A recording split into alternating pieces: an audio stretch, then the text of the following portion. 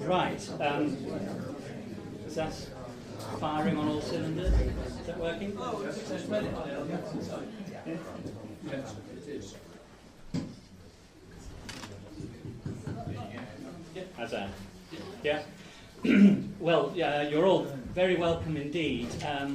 Thank you very much for coming to Africa Research Institute for this, the first event in our Cities series, which will be of unknown duration at the moment. We have plenty planned, and we'll be keeping going on the series well into the new year. It's a marvellous turnout, and I think that's evidence of the intense and diverse interest in urban development and management, and planning law and planning, and of course a tribute to our two eminent speakers who've so kindly come tonight. Patrick McAuslan was a founding staff member of the Dar es Salaam Law School, and later a land law advisor and coordinator of the United Nations Centre of Human Settlements Global Urban Management Programme in Nairobi. He's held professorial posts at Warwick, LSE, UCL and Birkbeck, and has decades of experience in drafting land and planning laws in Africa, Asia and the Caribbean.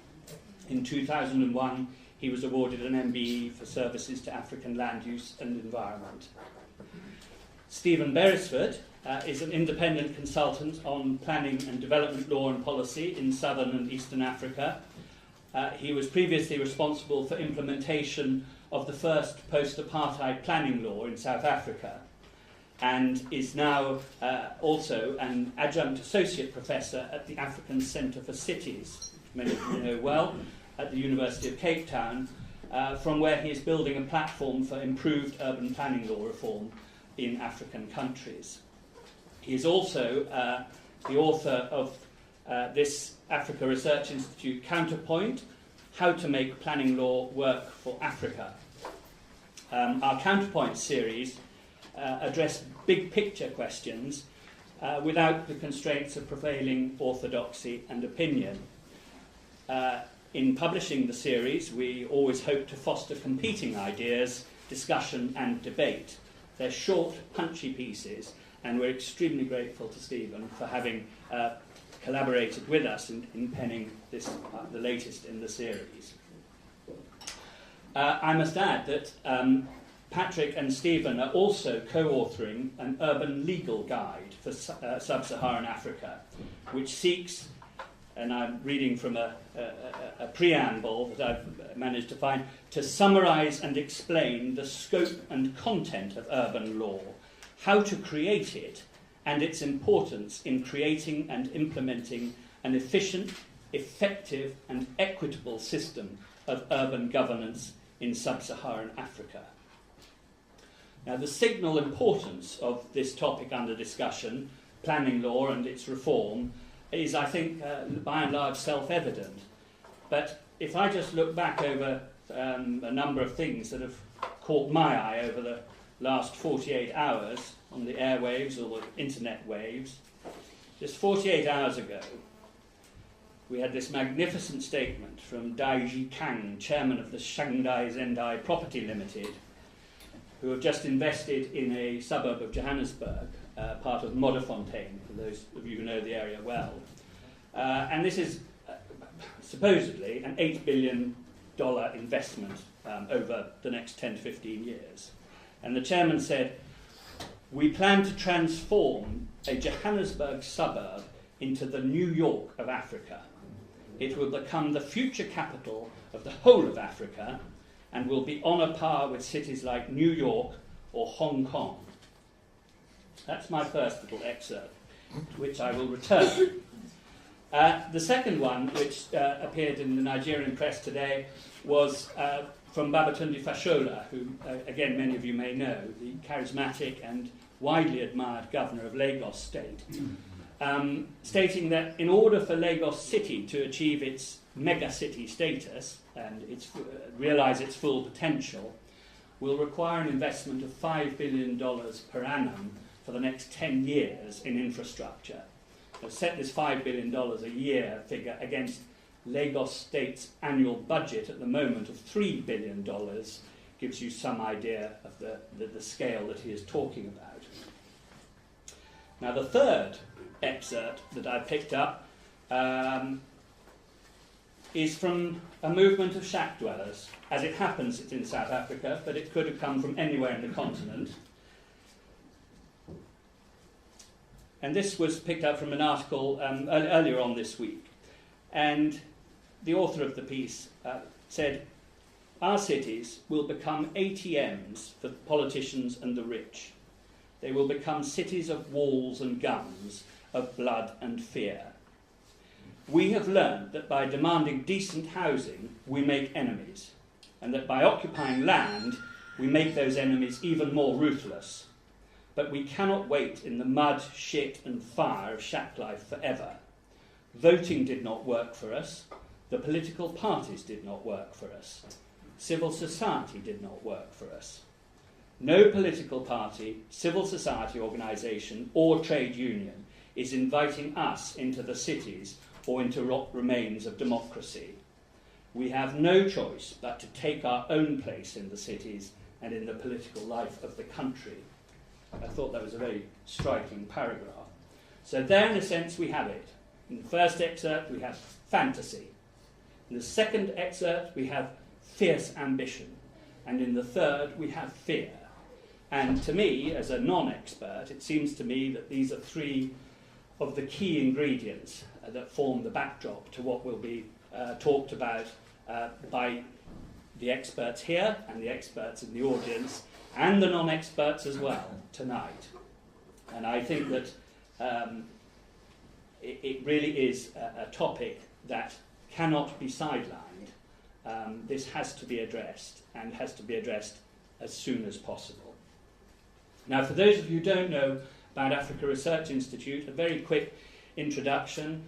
We were founded in 2007. We're a strictly non-partisan, independent think tank, and we're seeking to draw attention to ideas and initiatives with a record of success, and also to identify where new ideas may be needed. And it's perhaps there that the emphasis lies here tonight.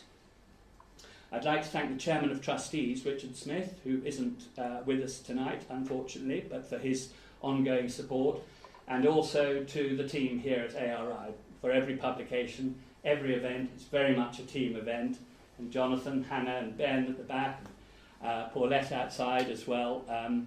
We all welcome you here, and thank you to all of you for the tremendous input in this publication and this event.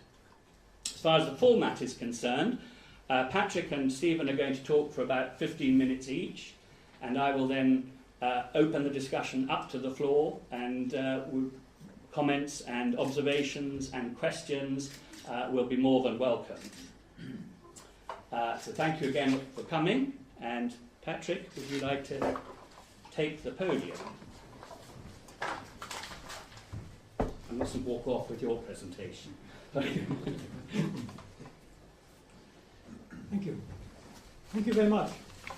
I'm not going to speak to these PPPs. I'm just going to give one or two specific examples, but I thought it might be useful as a prelude to Stephen's slightly longer contribution of the current situation, just to fill in the historical legacy of planning in Africa, which goes back to planning in India, which in turn, many of the planning acts in India go back to the Housing for the Working Classes Act of 1890 in England.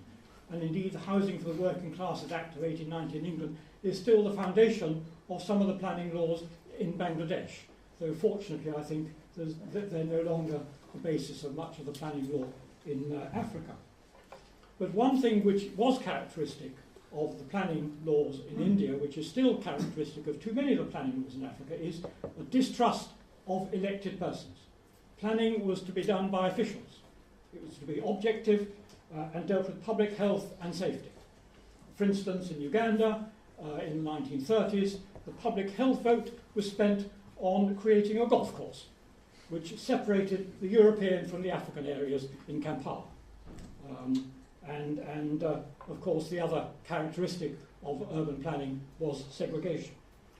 But in terms of the creation of town and county planning laws, it was basically the Colonial Development and Welfare Act of 1945, requiring African colonies to draw up coordinated development plans.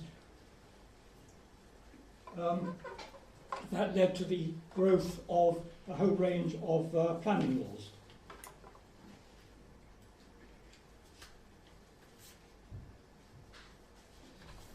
So we find town and country planning ordinances in many countries, Ghana, Uganda, Tanganyika.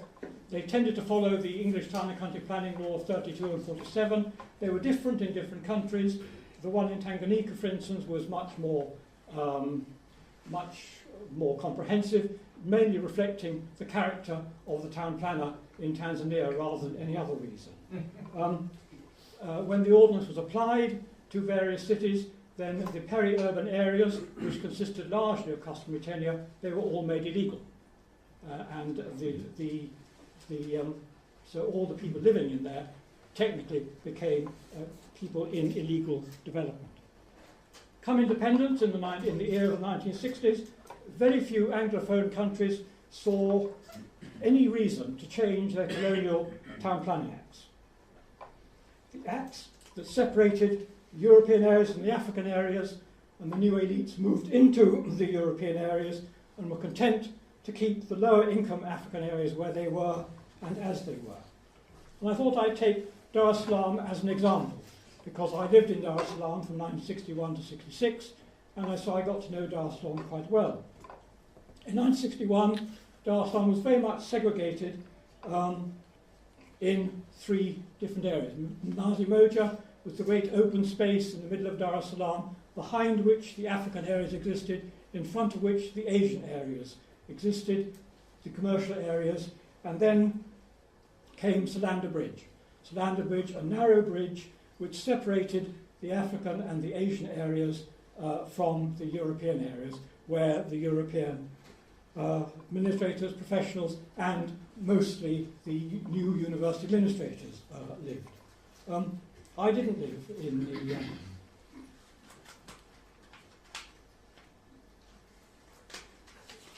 in Oyster Bay.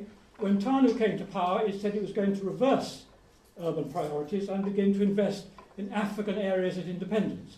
So it built the party headquarters on Lumumba Street in Nazi Moja, separating the African from the Asian areas. Unfortunately, it overextended itself. So it let the party headquarters to the university. And that's where I started my university life and my African urban life, living in Nazi Moja, living in Lumumba Street. A better introduction to living in Africa. It was hard to find. But of course, the existing infrastructure in Dar es Salaam, where the roads were, where the water was, where the electricity was, allied to political desires, soon won out.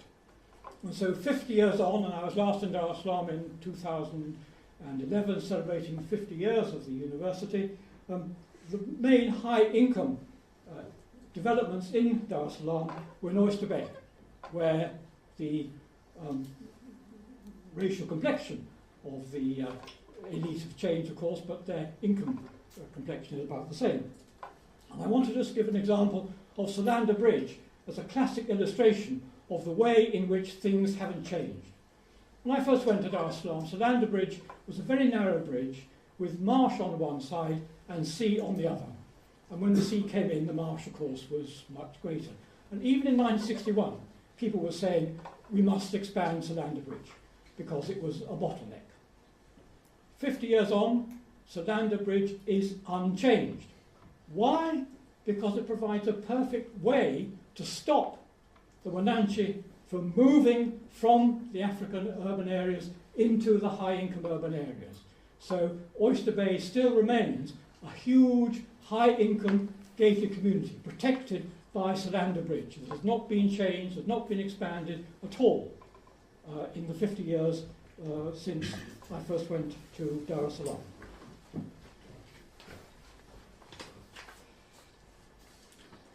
Well, we can point to other baneful influences on urban development in Anglophone African countries.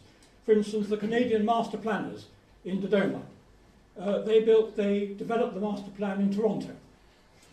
And any changes to the master plan created for Dodoma had to be referred back to Toronto. And nothing could happen in Dodoma until the Canadian planners said yay or nay. And usually it was nay. It had to be done as they said it had to be done. And the same for the master plan that they developed for Dar es Salaam in the 1970s. And Stephen knows much better than I the baneful influence of the old South African planners on Lilongwe. South Africa, desperate to have at least one black African president that they could talk to, was prepared to build a new capital for President Banda in Malawi, and so the new capital was created right away from the old Lilongwe, which reflected the way South Africans built their capitals. The high-income areas on the inside, the low-income areas on the outside, with inadequate bus transport to get to the high-income areas. I think it's worth mentioning the influence of the UN Habitat. Its predecessors helped with its planning in Dodoma and exposed to the planners in Dodoma the machinations of the Canadian planners and had them really set aside when it was pointed out to the officials in Dodoma just how they were being taken for a ride by the Canadian planners. I helped draft the regulations which provided for the legal framework for Dodoma planning in the 1970s, 1977 to 1980. I did actually develop also a Capital Development Authority Act, but President Nyerere said he'd had enough trouble getting the idea of changing the capital through the Parliament, and he wasn't going to go back and try to get a law passed by the Parliament. So that law never went anywhere. You're probably very wise on that. Again, in Zimbabwe, Habitat was very important in trying to redevelop some of the urban development plans in Zimbabwe. Shortly after Zimbabwe became independent in the 1980s, the Zimbabwe Planning Act was based on the English 1968 Planning Act, the structure plans and local plans. And that again was something that needed to be changed and altered, and I was part of a team with the late and great Francis Amos to try and develop a much more participative approach to planning in Zimbabwe. And thirdly, the National Physical Development Plan for Malawi, which Habitat funded, and again I was asked to write a new Town and Country Planning Act for Malawi, which again, although Malawi is not a place in the 1980s where there was much public participation, nonetheless I did manage to write in a few phrases that could be construed as being concerned with public participation, though there wasn't much public participation that went on, in fact, there. Finally, the influence of the urban management programme. It was sceptical of planning at the outset. The urban management programme, the World Bank, UNCHS, UN Habitat urban management programme, the World Bank was very much in control of that, very sceptical of planning. It took, I think, several years before the World Bank came around to the view there was a case to be made for some kind of urban planning. And so various papers were written by David Dow, by Clark, by myself, with Favak, to make the case for revising urban planning with a much more flexible, participative approach to urban planning. But very few changes were made to urban planning laws in Anglophone Africa, and even the City Summit of 1996 didn't make very much difference. Only changes in urban planning laws in Anglophone Africa began to take effect in the year 2000. The City Summit, the existence of Habitat in Nairobi had absolutely no effect on urban planning laws within Eastern and Southern Africa. So that's the historical introduction to Stephen's taking over to say what's been happening in the last decade or so.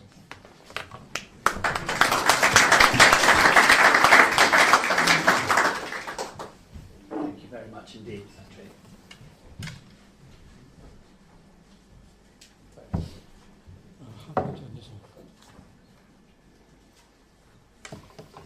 general sense, Patrick and I are always happy to share a podium. But sometimes the podiums he can talk to, I can't see over. This one is in my advantage. Thank you all for coming. I think we're both very pleased to see so many people here. When Edward invited me here, I didn't know anything about him or about ARI, and people who work in this field, which is rather dry and rather limited in its field of people who work in it, we're not used to big crowds. So I was expecting about 10 people, and I've known 9 of them. I'm very relieved that the 9 are here, but so are a lot more. So thank you. First of all, just the way we've structured, Patrick has given some background, some historical background. I'm going to talk really about the work that he and I are now doing, funded by the Cities Alliance and UN Habitat and Urban Landmark, a think tank in South Africa, to develop a practical guide for African countries as to how to go about the process of urban law reform. We're trying to emphasize that process of the lawmaking rather than a mere prescription of what should be in the law. Obviously, there are important content issues about what should be in laws, but we think that the key to success is the right sort of a process that brings in the right people, that raises the right issues, that generates the right debates. I'm going to talk very briefly on why we think that urban planning law is important in African countries. African countries have got huge problems, huge challenges. Why is this one worthy of attention? I'm going to talk about why the efforts to reform, to change these laws tend to fail, and then to revert to the topic of the counterpoint document that ARI have distributed today, to look at what could we do to make it work better. What could we do to achieve better outcomes from urban planning law reform processes? So first of all, why it's important. The other caveat is that we talk about very loosely, and lots of people do it, talk about Africa. There's a lot of countries in Africa, and they're all very different. They're different. They've got different urban contexts, different urban traditions, different political systems, different economic conditions. They've also, from a legal point of view, have very different underlying legal traditions, depending largely on the identity of the colonial power that first introduced legislation to control and plan cities, but also in terms of events that have happened in many countries since independence. So we're actually looking at a very diverse range of countries. That said, there are clearly common threads and common themes that can be picked up. So why it's important in the range of challenges, of urban challenges, all challenges that our countries face. The first is that the existence of an urban planning law starts to define, in many cases it sharply defines, the boundary. In some cases it's a jagged boundary, in some cases a sharp boundary, between the formal and the informal. The formal land markets, the informal land markets, the formal land management systems and the informal. In some cases, as I said, those boundaries are clearly defined. In most cases, those are very jagged boundaries.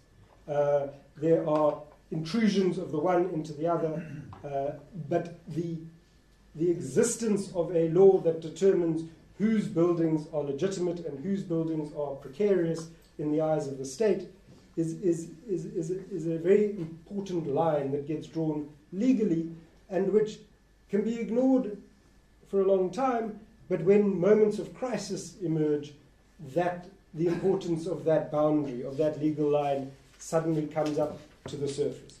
It's that existence of that line, it's the failure of most people to have houses, homes and businesses on the right side of that line that renders their existences and their livelihoods so precarious. The existence of these laws is relevant for security of tenure. It's relevant for setting the price access barriers to land and housing markets, and it's also invariably a necessary precondition for the provision of infrastructure. It also, from the point of view of a city government, it determines whose land and whose property can be brought into a municipal property tax base system. That, in many ways, in most cases, is wishful thinking. The rates of recovery are very low, but the idea is that you could use this legislation to increase municipal tax bases. It also establishes the building and the land development standards with which citizens have to comply. So it imposes costs of compliance on households, and it renders households that are unable to raise those compliance costs, it renders them vulnerable to official power. It distinguishes between the relative powers of central and local, and sometimes in between levels of government, in relation to the approval of land development and of urban plans. And this is an area that's highly contested. That power to approve, whether you're in Britain or Burundi, this is an important power that national and local governments fight over. That power to approve, the power to say whether or not a particular land development is lawful or not. It also prescribes the standards that are very weak and often struggling municipal administrations and sometimes regional or national administrations have to meet if they are to implement the law efficiently. So we think that as we look at a continent that's becoming increasingly, in many cases, rapidly more urban than it has been until now, the role of urban planning law is a centrally important instrument in looking at the sustainability of the cities, equality within the cities, and the economic performance of those cities. So why do these efforts founder? There's an endless list of law reform programs, which have been of great benefit to people like Patrick, me, Jeffrey, people who consultants in this field, because there's always work for us to do. And I think we all come to, well, there's very few of us, but those of us who work in the field start to realize that there's a problem, that we work hard, we think we're doing the right work with the right people, and yet we very seldom see results. The objectives which the new laws are meant to achieve are often quite common. They're generally agreed. You could crudely reduce them maybe to three things. At the outset, everybody agrees they're about recognizing and securing rights, identifying rights, including the poor, creating a framework of land and land development rights, promoting participation in urban development decision-making, and invariably these days it's also about devolution of decision-making to local government. Inevitably what we see in practice is that there's a strong body of support as we identify these issues, and then a whole host of other more detailed ones underneath them. Sometimes a law gets drafted, sometimes it gets to Parliament, then sometimes it gets stuck in Parliament, sometimes it goes through Parliament, sometimes it gets signed by the President, but it very seldom ever gets implemented. And when they do get implemented, they get implemented very partially. And so we're seeing a lot of effort and a lot of donor money, probably a lot of your taxpayers' money, going to support these efforts, but they're not getting the impacts that they should have. There are three anecdotes which I apologize for some of you might have heard them before, but they illustrate the problem, and to me right at the outset is a failure to appreciate the political dimension of urban planning law reform in African countries. Nobody fails to acknowledge the political dimension in a developed country, but somehow there's a sense that in a developing country, in an African country, you can take a law, if it works moderately well in Sweden or Canada or Australia, you can sort of borrow it and then apply it in an African country without any appreciation of the underlying complexity and the political dimension. In 1994, I came here on behalf to London, fresh out of university, very wide-eyed, and I was told I must find people who can tell us in South Africa how to make new post-apartheid planning laws. So these three anecdotes reflect rather cruelly on three individuals, all of whom were really nice to me. So I'm not naming any of them. None of them are in this room. But there was a British solicitor who had done tremendously good work in Britain and also in a number of small island states. He was very generous. He hosted me in his office, and he talked about what you would need in South Africa in a new planning law. Then he gave me a big wink, and he pulled out a document. He said, "This one's worked in 17 countries." It was before word processor, so it was typed out, and it had just a line where you could fill in the name of the country. And he said, "Keep it." He says, "Use it." He says, "It's worked everywhere." And I took it, and I've still got it, but I've never used it. But it had made him quite a lot of money. It had made a lot of his clients very happy. But he really had thought that there was a model that could work in all these countries. He travelled to them, gave them the law, returned home. And that struck me as not an ideal model. About 10 years later, in the early 2000s, I was working in Ethiopia. I think we're lucky enough to have His Excellency, the Ambassador, here today. I saw him on the list, but I'm not sure. I was working on urban land regulations in Ethiopia. And then, again, a very pleasant, very nice man running the German Development Cooperation Program in Ethiopia asked me if I would like to draft a new urban planning law for Ethiopia. Ethiopia is a fascinating country. It's challenging, and it's interesting, and it's dynamic, and I love working in Ethiopia. So I thought this was a very exciting commission. I said, of course. Then he sent me a contract. He said, would you just have a look at the contract? And I got this contract. It was for 5 days of work. So I wrote back to him and I said, look, I don't want to sound like a money grubber, but I need more money. I need a bigger budget to do this. Is a complicated piece of work. And he said, nonsense. He said, this was just after we had developed legislation for our integrated development plans in South Africa. He said, look, you've got a day to travel. You've got a day to adapt your law to Ethiopia. You've got a day to travel to Addis, a day for a workshop in Addis, a day to travel back, and a day to adapt the law in the light of what you've heard at the workshop. And he thought that would work for Ethiopia. And I don't know if people have been to Ethiopia, but it is a phenomenally complex country.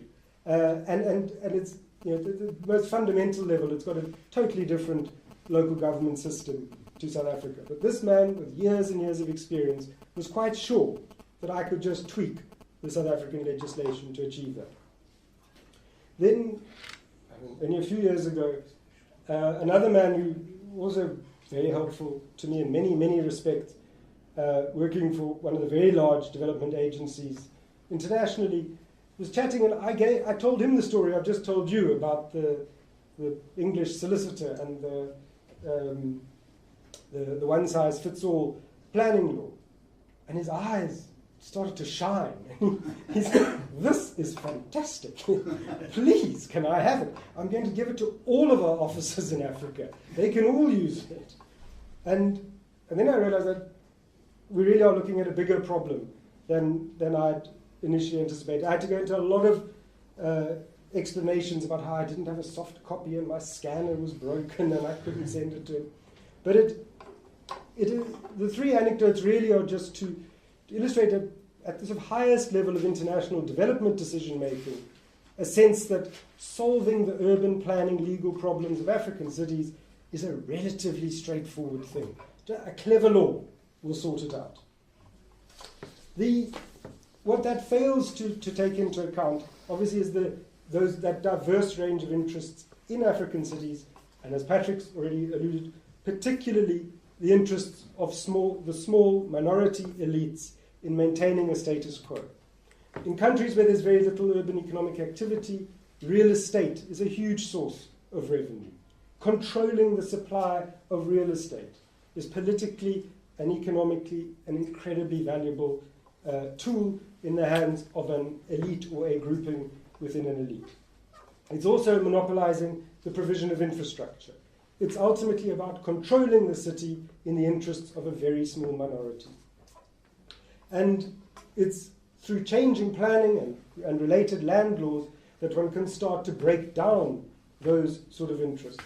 But by failing to acknowledge those interests in the development of a law, we inevitably set ourselves up to have those interests ultimately riding roughshod over whatever more progressive, more redistributive, more equitable, more sustainable laws we might come up with. There's also a real failure to identify the range of possible impacts. The compliance costs and benefits of households, the implementation costs and benefits for the state, the opportunity costs of concentrating limited human resources on trying to implement a law that perhaps from the outset is incapable of comprehensive implementation. The failure to appreciate the importance of a legal framework that starts to mitigate those costs and maximize the benefits. Underscoring all of it and this comes really from the planning profession, is a blind faith in the power of planning.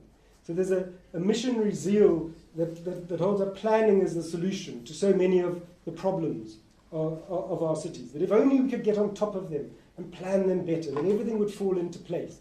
Everything would be ordered, everything would be structured. That we can't have development because we don't have planning. And the logic then goes that if we're going to have planning, we have to have proper planning law, and it has to be implemented very vigorously. And so we set ourselves up into a discourse that's always asking for more law and more tough implementation. In the context of African cities, that then manifests itself most grotesquely in examples like Operation Rambatsvina in Zimbabwe, or a host of other evictions and demolition campaigns across the country, from South Africa, Ghana, Kenya, Nigeria. Almost every country sees examples of where the planning laws are used to justify these often very damaging campaigns against the very poor and most vulnerable. There's also a failure to manage the very complex range of intersections between urban planning laws and other areas of law, which are often better established and better entrenched in the bureaucracy, particularly local government law and land law and constitutional law. And then finally, there's a real failure to conduct, to initiate, and to sustain participative and inclusive processes of law reform. That's made more difficult by the real weakness in many countries of the sort of civil society organizations that in another context might be able to articulate more clearly and more cogently the needs and the interests of the very poor, who are, in these countries, the majority of citizens. So, what would help? How could we, in the title that the document has, how do we make urban planning law work, and how do we make it work better? What's very clear to us is that this is not an overnight process. This is not, unfortunately, a low-hanging fruit. This is a lengthy and often arduous process, but we believe that it's one that is certainly worth pursuing, and it's worth building a greater body of people who recognize the importance of urban planning and urban land law reform on the continent. So what are some of the dimensions of a better approach. The first dimension which we think is really important is the importance of looking at urban policy as a precondition for urban legislation. Often the difficulties of developing urban policies in the light of difficult views around urbanization, difficult, very contested understandings of what is a city, how does a city fit in with the dominant sense of who we are as Ethiopians or as Basotho people or as Malawians. We think that there's a real role for urban policy making that starts to identify what are the urban priorities that we're trying to address in legislation before moving immediately into legislation, which can, once it's in place, plays that role of rendering a whole lot of people very vulnerable. We think that once one starts that policy and lawmaking process, we've got to develop methodologies for understanding, identifying, and distinguishing the different competing concerns and interests that are present and emerging in African cities, especially in relation to land development, but also political power and citizen participation in urban decision making.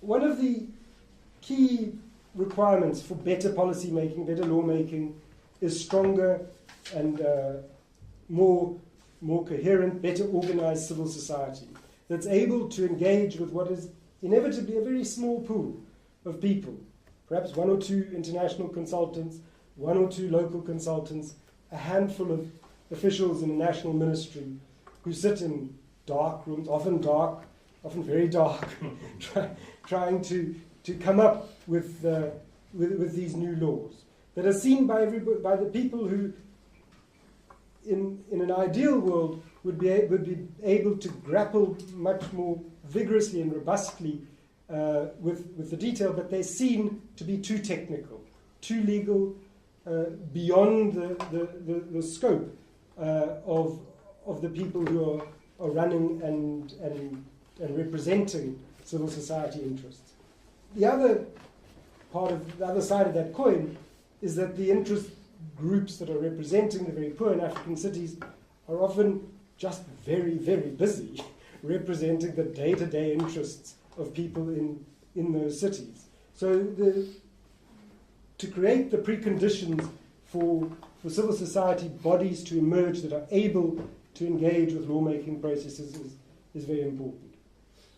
In the development of new ideas for new legislation, we've got to develop a much stronger focus on what can be done.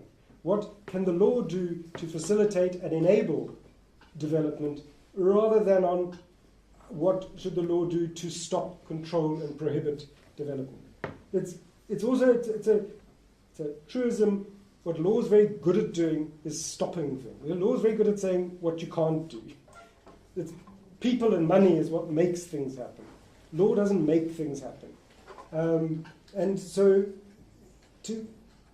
But the people working, particularly in government, begin a law reform process from an already beleaguered position where they feel that they are standing on that gate on the bridge in Dar es Salaam, holding back masses, holding back forces that have to be controlled, that have to be brought under regulatory control. We think that's not a helpful way to go about building a new legal framework. We've got to look at what can be done and what can the law do to facilitate that. We also think it's important to identify the minimum standards that are necessary, that are needed for basic health and safety in a country, and then to work up from that. They've certainly, you can't have very minimum basic health and safety standards in the centre of Lagos, the centre of Sandton in Johannesburg. You've got to have quite sophisticated standards there. But for the country as a whole, you've got to look at what those minimum standards are and work up. The tendency has been to take standards from the north, from more developed countries, and then perhaps relax one or two of them in deference to the context, but to keep the raft of standards that have been borrowed or some just taken from countries that have a very different urban context. There's another much longer term project which is of changing planning visions and ideals. Changing the way we think, and that's certainly what we at the African Centre for Cities at the University of Cape Town are trying to do, to change the way we think in our cities about what constitutes a city, what constitutes an urban citizen, what are the powers and the rights that we have as urban citizens in relation to our city government, our national government. Who's entitled to live and work in the city, and what rights are they entitled then to exercise? All of these are sharply contested. They are often insidiously informed and shaped by global models, by planning schools in countries like this and across Europe and North America that have notions of planning that are often quite out of reach, out of touch with the realities of African cities. And so we get, two examples are the emphases in urban planning policy on urban compaction, on trying to control the size and the spread of cities by inevitably constraining the supply of land and housing, pushing up the price of land and housing, trying to achieve a European ideal of a compact city in cities which, in the words of Professor Solly Angel, we want to be making room for growth. We want to be making space for people to grow and develop. And then the second part of it, which we see in many of our cities, is the emphasis on large-scale, iconic infrastructure investments, particularly highways, railway projects, which inevitably displace the very poor. And because the very poor are living outside of the protections, the legal protections that would protect the more affluent, they're completely vulnerable to those sorts of projects and being displaced. We think, and this is what our urban legal guide that we're trying to put together, we've got to build a body of fundamental rules of good urban regulation. What is a better way to go about lawmaking in Africa? Making law in Africa is no less complex than it is in developed countries. There's the same sort of contestation, the same sort of context, but conflicts, but they're played out in different ways by different players with different tools at their disposal. Pasting a new law that's plucked out of Google or other repositories of good legal practice is just as unacceptable in an African country as it would be here. And then finally, on a sort of perhaps a slightly sober note, we've got to lower the expectation of what planning law can deliver and look at what are the other things that we can do within the context of existing legal and administrative frameworks that start to achieve the outcomes that we're seeking in our cities, making them more efficient, more inclusive, and more sustainable. Thanks.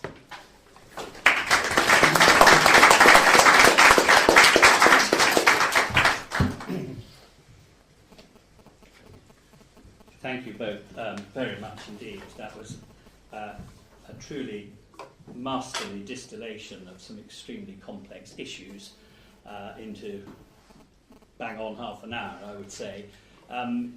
We've had a really concise look at the history of planning law, at why it is important and can't be overlooked, why its reform is important, why efforts to reform have typically failed, and what could be done to achieve better outcomes in the future. I may say that it hasn't just sort of blown up overnight. There are many people whose life's work have gone into this, and it is perhaps encouraging that if we just look at the last 12 months, in 2012 there was the first meeting of the Platform for Urban Law Reform. Both our speakers tonight were signatories, and planning law experts from across the continent got together for this gathering and agreed to start work on the long-term strategy to bring about appropriate and effective urban and planning law reform. Now, their findings in partnership with UN Habitat. Their findings were presented at the World Urban Forum in Naples last autumn. A model course for planning law at African planning schools has been drafted. There is a new African urban research initiative supported by the African Centre for Cities, by the Rockefeller Foundation and by Cities Alliance, and that was inaugurated in Addis Ababa in March 2013. And as I've already mentioned, the Urban Legal Guide, co-authored by our two speakers, is now in preparation. So it is very much to be hoped that this that headway is being made with this critically important issue. As far as our role here at ARI is concerned, this wonderfully concise distillation again of the key arguments will be distributed to 5,000-6,000 people over the coming days, and will go to relevant conferences in Africa and elsewhere. There's already a shipment on its way to UN Habitat for an important conference they've got coming up on 5th of December. So we will do our best to support the actions and initiatives of those involved in this very important work. If I may just say two quick other things. The second event in our Cities series will be on December the 5th. Do please express interest if you to any of us or by email if you're keen to come. The two speakers then at the event, which will be focusing on the reform of planning education, the education of the future planners. The two expert speakers will be Vanessa Watson from the Association of African Planning Schools, also from UCT and from the African Centre for Cities, and Peter Ngao, who runs the Centre for Urban Research and Innovations at the University of Nairobi. So that's on December the 5th, and you're all most welcome to come to that second event. If anyone is tweeting, the hashtag is Urban Africa, and I expect there may be some interesting comments and observations in the discussion that are worth tweeting. We will carry it. Please, I know people have. Some people have to go sooner than others. We will keep the discussion going for as long as the discussion flows, and as long as the speakers have the energy to be fielding what comes at them from the floor. And at a certain point, I'll draw a close, and we can all carry on this food and drink aplenty. So I'd just, at that point, like to thank the two speakers again very much indeed for very concise, very hard-hitting presentations on this very important issue. Thank you.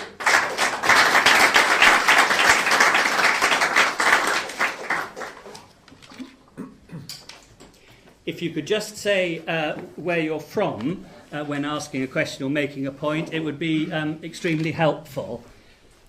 Yes, sir. I'll stand up to answer you. Thank you. Gareth Hall from the Commonwealth Local Government Forum. There's two questions. The first is on if there's anything you particularly think that municipalities themselves could particularly focus on. The forum that I'm involved with is a Commonwealth-wide association of local governments, including local government associations, but also the ministers of local governments and their interactions, particularly with law changes relevant to local governments. The other one is on probably more for the second talk that's coming up on the 5th, but on the education that might change. There was some research done by the local government information unit here in London and on the UK. And it's to do with the lack of innovation of new municipal officers as they go in. They're all worried about their pensions and that sort of thing. So when you get all these well-trained new planning officers, is the expectation that they'll be able to go in and radically change the planning department as they arrive, or is there actually a process of re-educating the older planning teams within the municipal departments? Okay. Yeah. Try. It's all right. I think we can. Questions? You all right? Shall we just speak up? Yes. or with the mic. On the first question, what can municipalities do?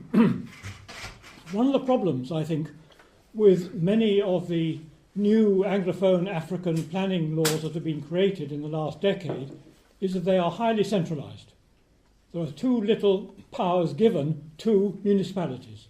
The powers are centralised in central government, and the municipalities are not given sufficient powers. Where they are given powers, I think they have to try and assert themselves to exercise those powers, and they can do that by involving the citizens in participation. So we need to form an alliance with the citizenry of the cities in order to try and push the central government to listen to them much more readily. To give an illustration, the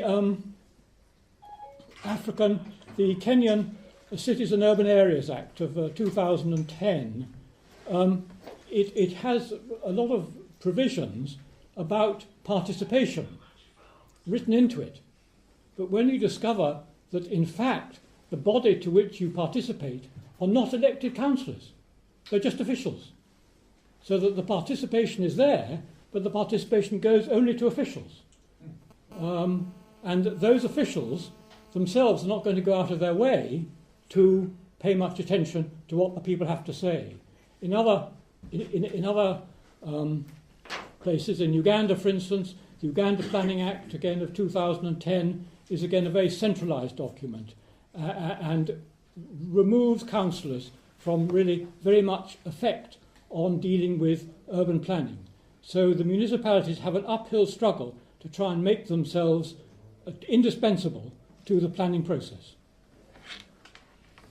I would just add to that so Patrick's absolutely right, that particularly in Anglophone countries, but I think in the other countries as well, municipalities don't have powers in terms of their planning legislation. But what we've seen over the last 10, 15 years is a lot of constitutional development, a lot of new local government legislation that does devolve power.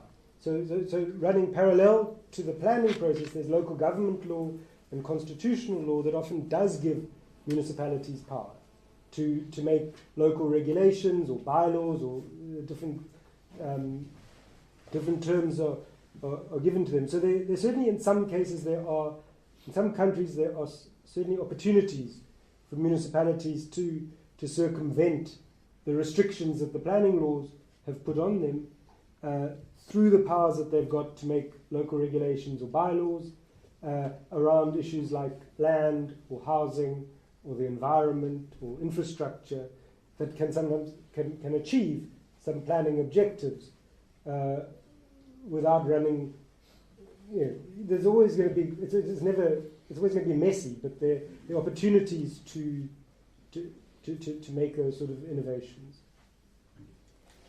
Would you like to say anything on the education and innovation Yes. and the new generation? Yeah, it's which will be the focus of on December the 5th, absolutely, of what to do with the next generation, how to make people equipped to deal with the problems there are, as opposed to just pursuing a successful career, as it were. It's difficult to sort of make a general response to that, but it's the municipalities often, there's conflict between local government and national government. Within municipalities there's often conflict as well, and it's often generational conflict as you described. My sense is that the young innovators seldom win. So they either become like the senior colleagues or they leave. But in those, and look, South Africa is a unique case in some senses, but there are a lot of municipalities which had planners who'd been there for decades who left because they felt uncomfortable under the new political leadership. Then bright-eyed young people came in, but actually didn't have a clue about how to manage the the legal processes, how to administer the systems. And and or even how to manage the relationships between citizens and councillors, which is a really important role that municipal planning officials have. So you can throw the baby out with the bathwater by getting the people with experience to leave. There's not a generally applicable answer to that.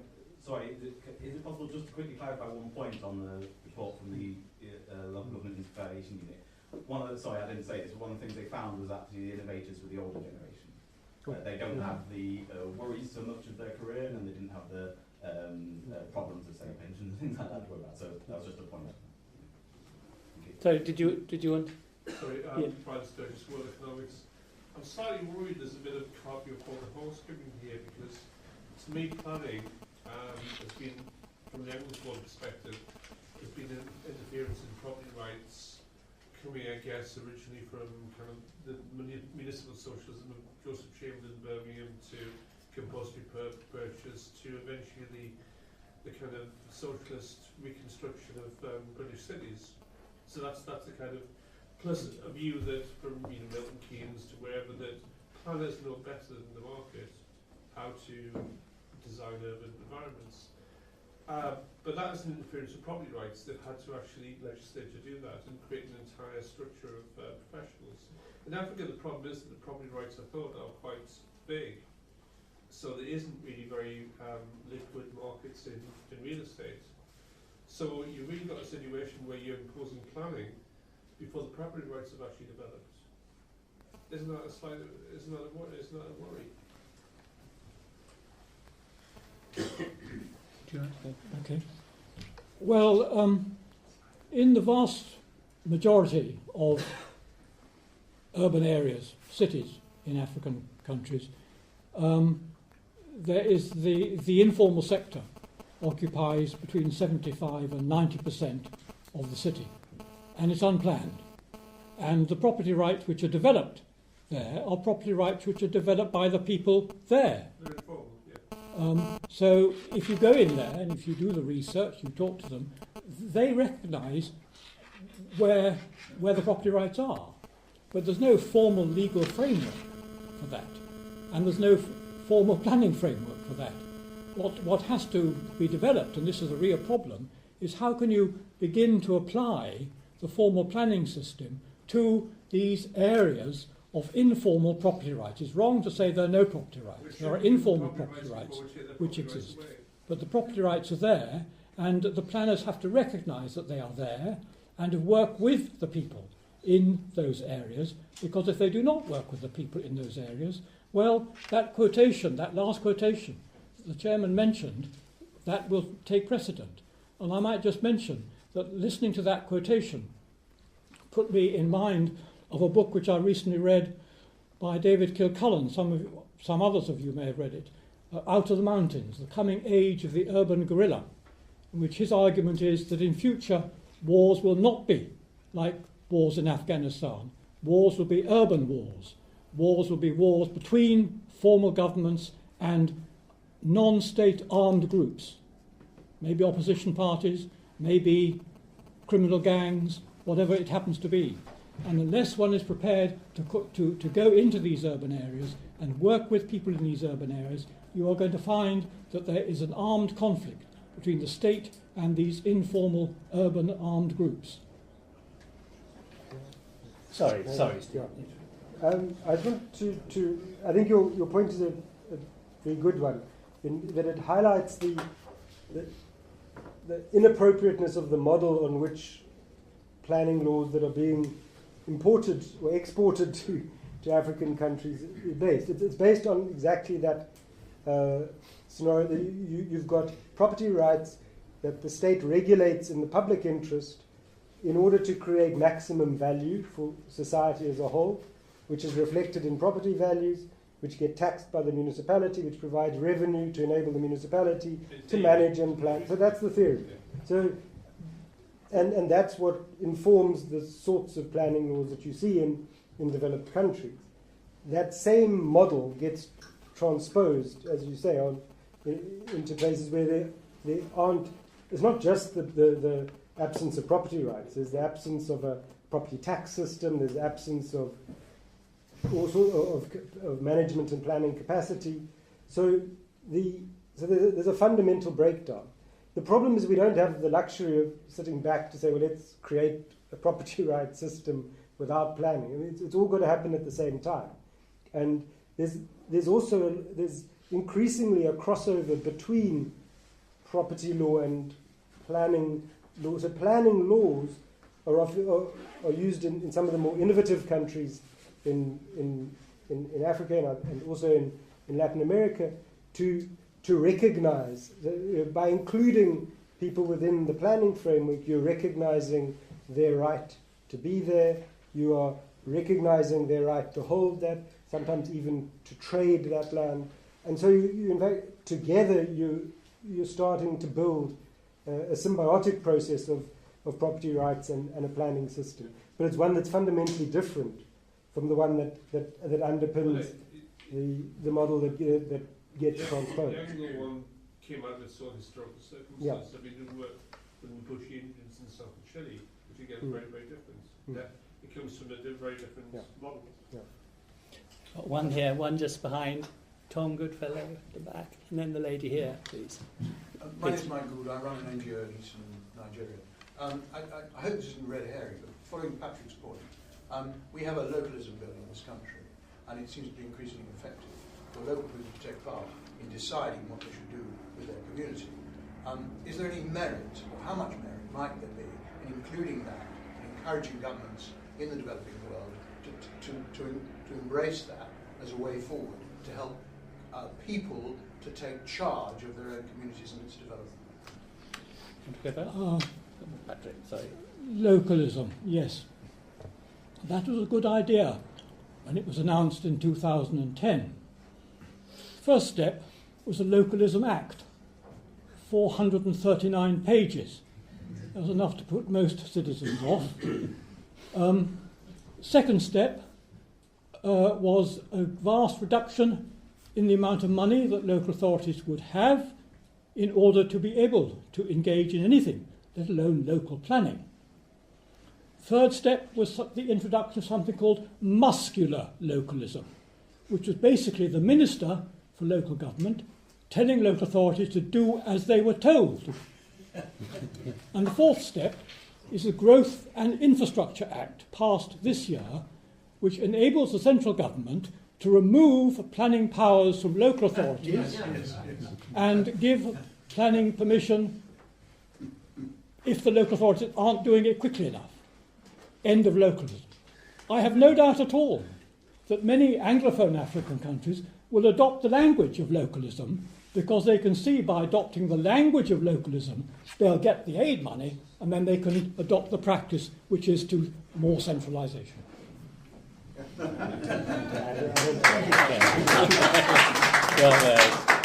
the gentleman just behind, yes, sorry. Neil Blackshaw, I'm independent planner. First of all, an observation that perhaps there's a paradox in what Stephen was saying, well, in trying to steer a line between rigid planning and flexible planning, in that flexibility can often be the route through which planning is destroyed. I'm thinking of the article by Roy on called How India Can't Plan Its Cities. They have fairly formal planning regulations, but because of the flexibility, which is essentially political in its source, planning doesn't take place. So I just wonder whether you'd like to comment on how you achieve that balance between flexibility and achieving a proper planning outcome, so to speak. And a second point is there's a distinction surely between built environment, i.e. existing development, which includes the informal settlement and so on, and new development. And I'm wondering what your thinking is on the difference in regulations that would apply to both of, admittedly, large categories, but both of those categories. And the final point is the link between planning and finance. And if we links to the last point, if we think of new development new developments taking place in areas that are inappropriate without infrastructure. We all understand that. So could you explain how your thinking is as to how you link finance, possibly the betterment, some kind of betterment tax on granting approval for new development, can feed back into the finance that will put the infrastructure in order for that development to take place?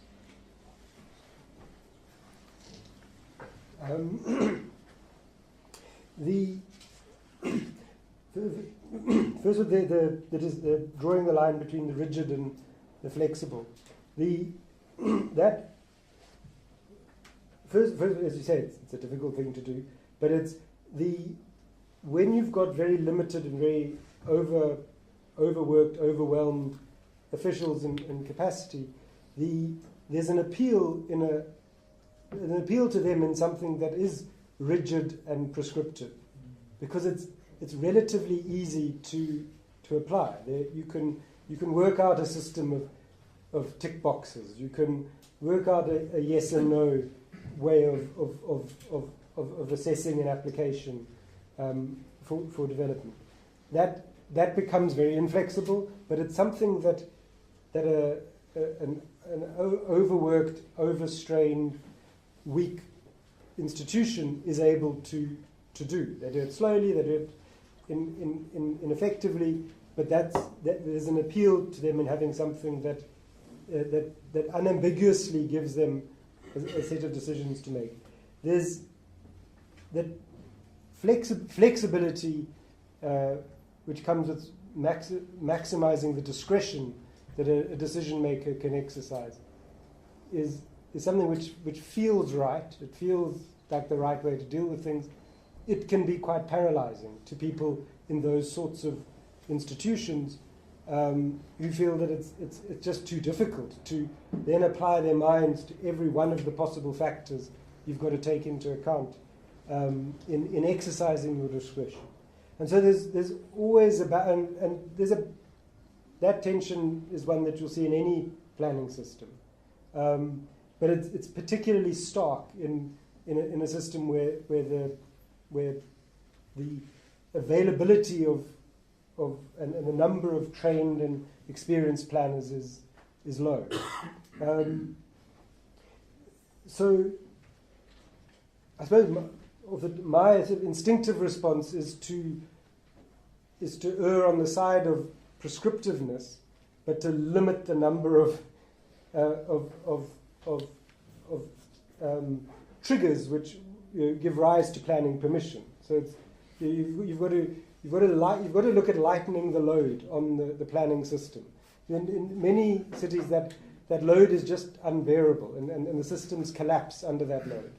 So to sit with the existing number of land use changes, for instance, or regularization programs or upgrading programs that need planning approval, and to then introduce flexibility into that as well, could kill everything. So it's how do you look at lightening the load while making the decision making reasonably efficient, but you've got to also look at how do you prevent obviously absurd outcomes. So it's a difficult balance, but that's every planning system has to do that in one way or another, and I think it's appreciating the different contextual factors in most African cities that's important in striking that balance in our systems. The planning and finance, your last 2 points I'm going to conflate into one.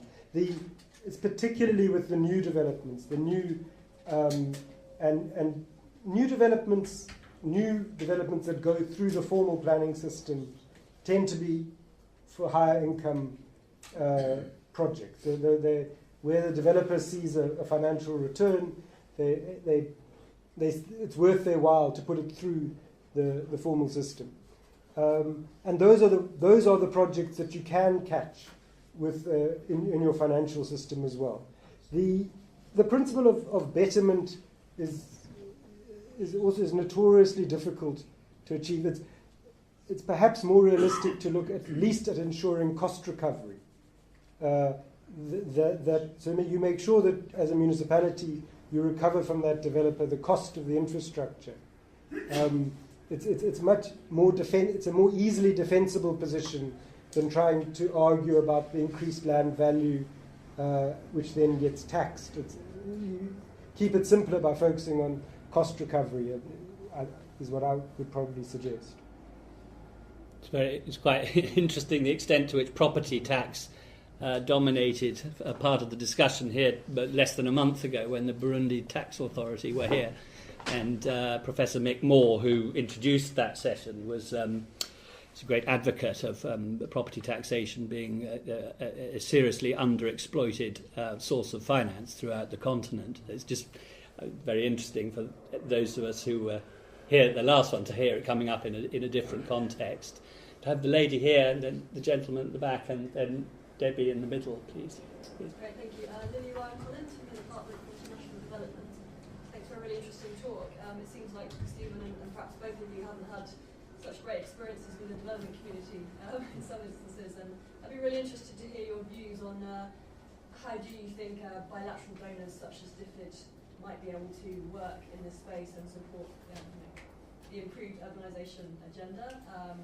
And if you could say anything about our role of bilateral donors vis-à-vis the multilateral development banks, that would also be really interesting. Thanks. Patrick first. I've had very good experiences with bilateral donors, particularly, I might say, with DFID. I'm not angling.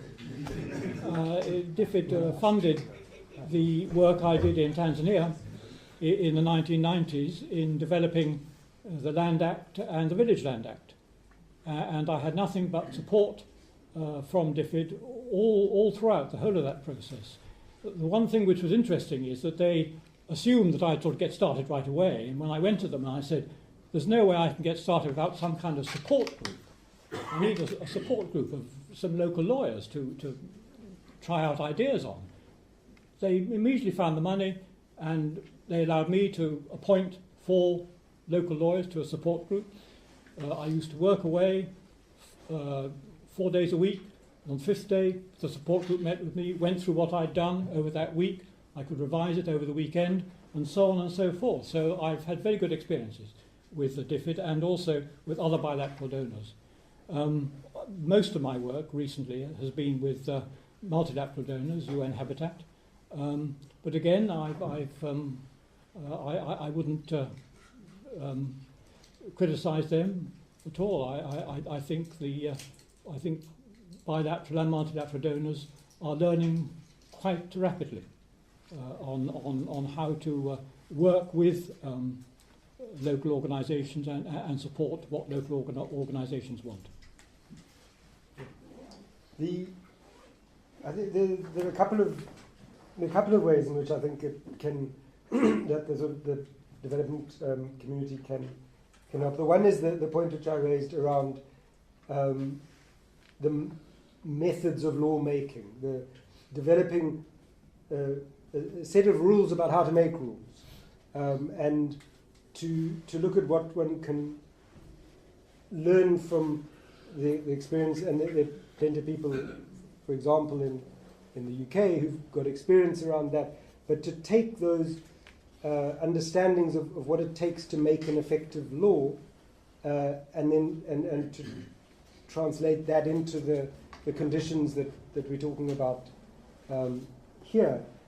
I think there's a lot of benefit that rather than it's looking at the lawmaking process rather than simply saying there's a need for a law to fix a problem there, so we're going to pay for a team to write the law. But to look at the way in which that law gets written.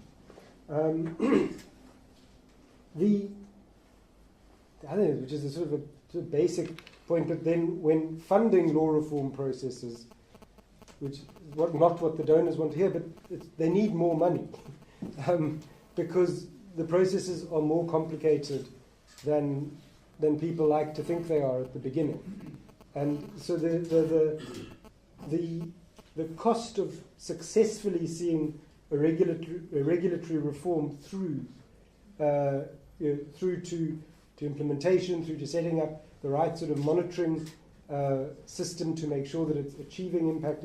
It's a multi-year project. It's not a 6-month or a 1-year project. And I think thinking through the implications that has for bilateral or multilaterally supported projects is important. Would you mind standing? Yes, just so that you can be, so that people can hear. My question was about property tax. I will kind of come back to that again, but I was interested to hear you mentioned it, Stephen. And I guess also following on from the discussion about property rights, it seems you can't really think about land law without thinking about land law and ideally property tax law, so to try and bring those all into one kind of virtuous sort of circle of reform. But of course, property tax has such vested interests, particularly opposing the introduction of property taxes in many places. I'm thinking particularly Rwanda, which probably came up in the discussion where you have sweeping land reform, sweeping over planning programs, and very little functional property tax. And I guess it's not just a case of being an issue of finance, but also potentially a very progressive tax, but also has all these impacts on the form of the city itself in terms of what people choose to invest in, where people kind of stash their resources if you don't have functional property tax. So I'm just wondering, given that they are all linked together, but the vested interest that might oppose property tax can actually hold up the kind of path of reform in terms of land and planning.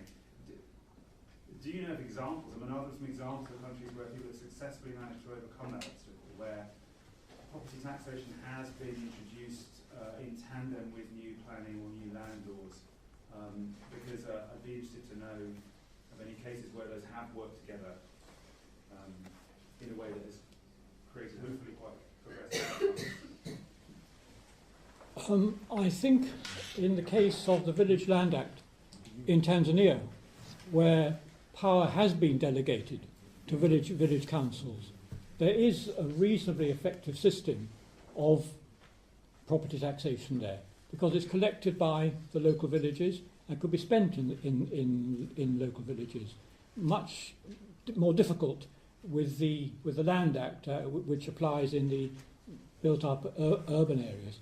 But I think if you have fairly small-scale local governments, say ward councils, which exist, say, in Dar es Salaam in Tanzania, or village councils under the Village Land Act, it might be easier to collect and to spend local taxation, because people can see what that money is being spent on, and they can benefit from that money being spent on, and because they're fairly small, they can check the money is being spent and not being filched away somewhere.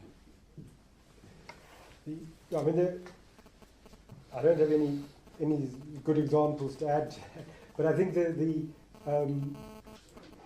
interconnectedness of them is of land planning and tax laws is inescapable. And in some cases, in many countries, the payment of, especially in countries where there's been a nationalization of all land rights, where everybody pays a roof tax or a land tax to the municipality, the people pay that because the receipts which they receive for paying that every month are effectively their proof of tenure, and that confirms, and often the tax receipt will also indicate the use to which the land is put, and so the tax receipts start to play the role that in another context land law and planning law would do. So there's no doubt that as you develop any one of those areas of law, you've got to do them together. And certainly within and I think this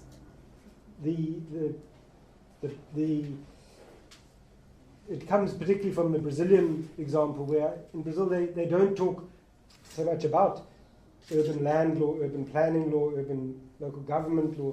They talk about urban law, looking at it as a much more integrated system of rules and regulations that are used to manage and plan cities. And certainly UN Habitat is increasingly using that.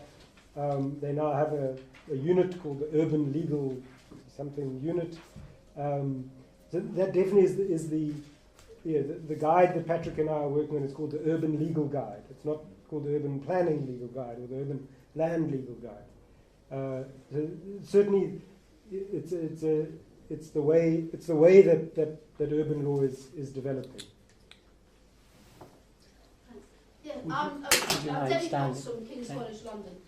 Yes, I want to just pick up on something. I'm not entirely sure I've got a question, but it's something that comes up from the things that both the speakers have said.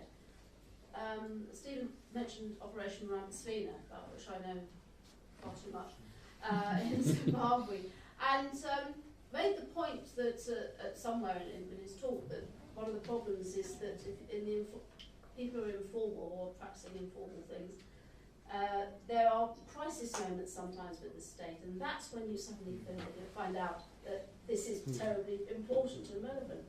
And then Patrick made this wonderfully caustic comment about localism in Britain and the reality of what this has actually turned out to be. And I see a direct connection between these two, which perhaps you might think I'm a bit mad, but I really do, because I think is we need to reflect more about the nature of the state. It could be the local state, it could be the central state, and how they, I mean, how benign they are, basically. Are they actually interested in these planning laws? And planning laws perhaps to sort out problems or to alleviate the problems for poor people. They can pass laws, and as Patrick said, they may not get implemented. And I think that's the big problem, is that we can. I think we sometimes put too much faith in planning and in laws, and you often see that that's not really what the issue is, because in Zimbabwe they had most of those houses that were knocked down, all those evictions, they were perfectly legal under the planning laws, because all those places were illegal. Up until that point, for a few years before that, in fact, the Zimbabwean state had been tolerating these things more and more for its own political reasons, and then it changed its mind. And so that's really it's I suppose, as I say, it's a reflection more than a question. But I am just sort of saying I'm a bit concerned sometimes about this idea that planning will sort it out if the state is not benign. I would agree with that. I mean, the state is not always benign. It may be that there will be major changes introduced that might have a beneficial effect. For instance, I was at the Tanzanian High Commission, I think just a week before last, where the Minister of Justice was there, describing the process of the development of a new federal constitution for Tanzania. And what was very interesting was the tremendous efforts made to have genuine participation round the country to get people's ideas about how this new constitution should be developed. Ideas were generated, a draft is produced, sent round the country, and one got a feeling that this could, if properly used, generate a great deal of interest on the part of ordinary people in the process of government, which might well continue.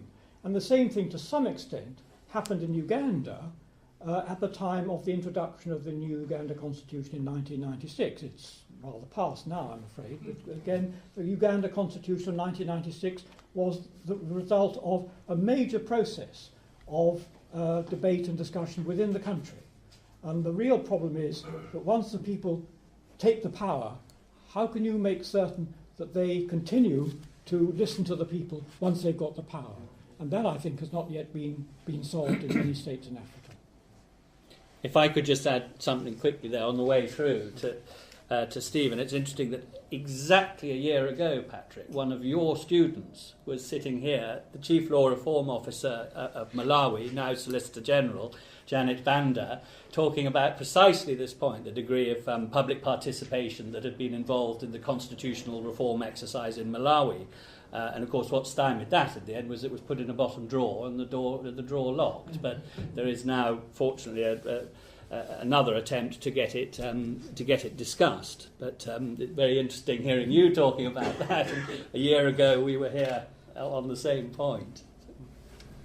Yeah, I mean, I agree completely. I mean, it's about, we've got to think about planning differently.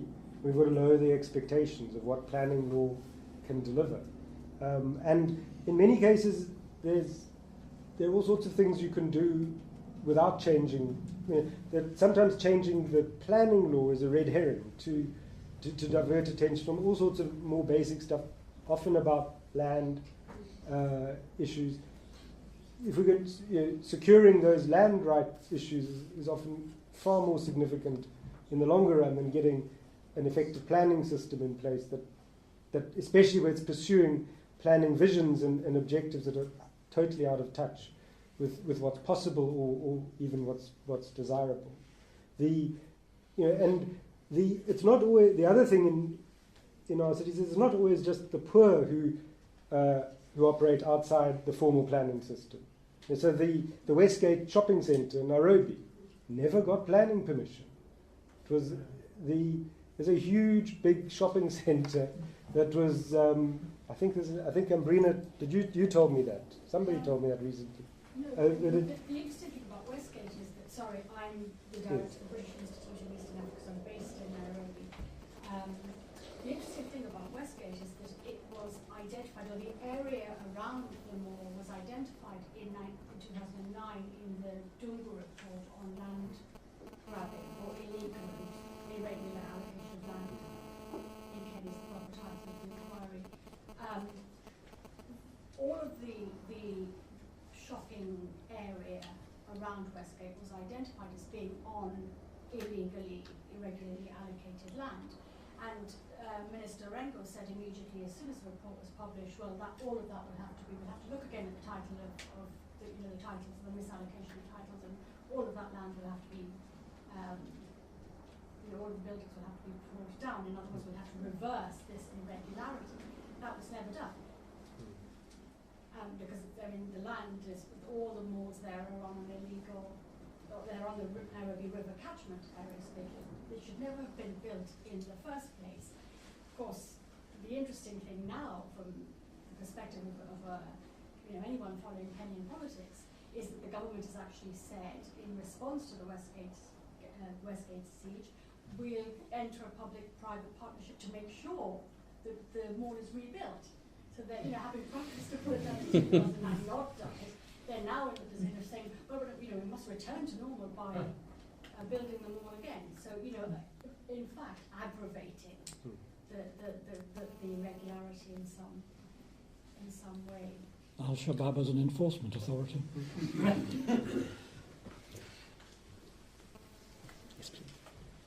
Cameron Patel at UCL. I wanted to ask you both about your own experiences as international consultants and reflecting on the position of being an international consultant and the power and politics that you possess, and thinking about that for a moment, about who checks the power of international planning consultants.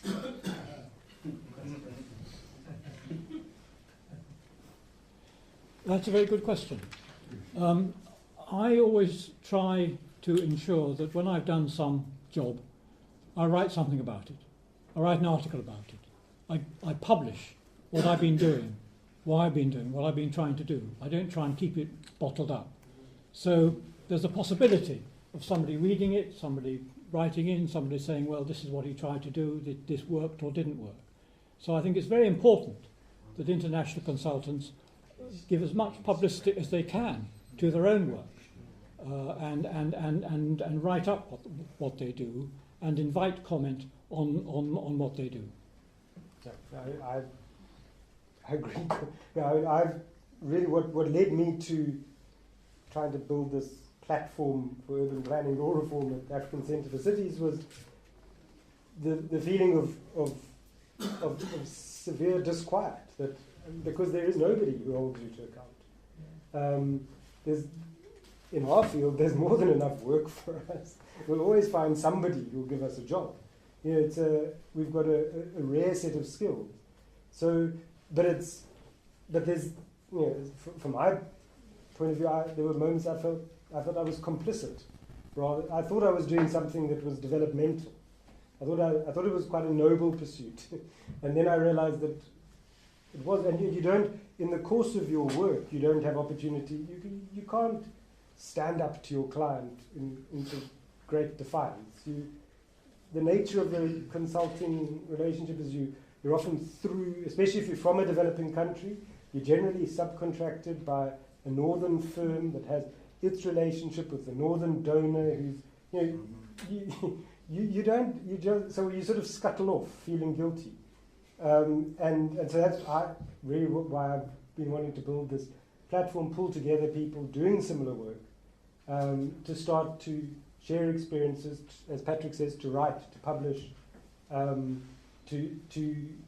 get a bigger field of people who can hold us to account, who can scrutinize what we do, but also who can improve the quality and the quality of what we do and the experience of doing it. Because if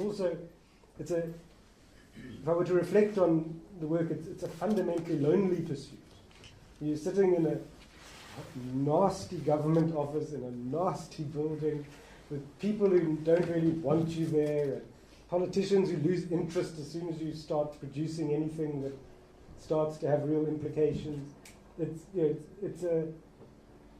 So it can only help to bring more people in, and also to write and to share what you're feeling and what you're experiencing. And so I suppose that's really what this Urban Legal Guide is about, what this is about. We're trying to do that, but it's there's nobody holding us to account to do that in civil society or in the donor community. Perhaps I could give one example for my own work from the Maldives. I was part of a team a World Bank team that was drafting planning and housing policies for the Maldives. And there was a landlord that had been sitting around in the Maldives for about 5 years with nothing happening to it. And I wrote a rather critical report on it. And the team was going to visit the Attorney General. And the report was sent in advance to the Attorney General. When we got into the room, he really tore a strip off me. It was a totally useless report. He was minded to throw me out of the country. If this was all I could do, he didn't want to see me again. The meeting was at an end. My colleagues were severely embarrassed by this. It was only after we left the room that I discovered that his brother had drafted the land law, which would have been helpful if I'd been told in advance. And also, that there was tension anyway between the Ministry of Lands and the Attorney General. We came back for the second mission about 6 months later. The Attorney General had got on to the legislature, the Majlis in Maldives, and had rammed the land law through. So the land law that I'd criticised was now part of the law, a fait accompli. And we had to write our new policies on the basis of the new land law. But 2 or 3 years later, I was rung up by the secretary to the Maldives Law Reform Commission. Would I like to come in and rewrite the land law? All my criticism had proved to be the case. Perhaps I was the ideal person to rewrite the land law. So what goes around comes around. And on that note, I think I'll close the formal proceedings, as it were.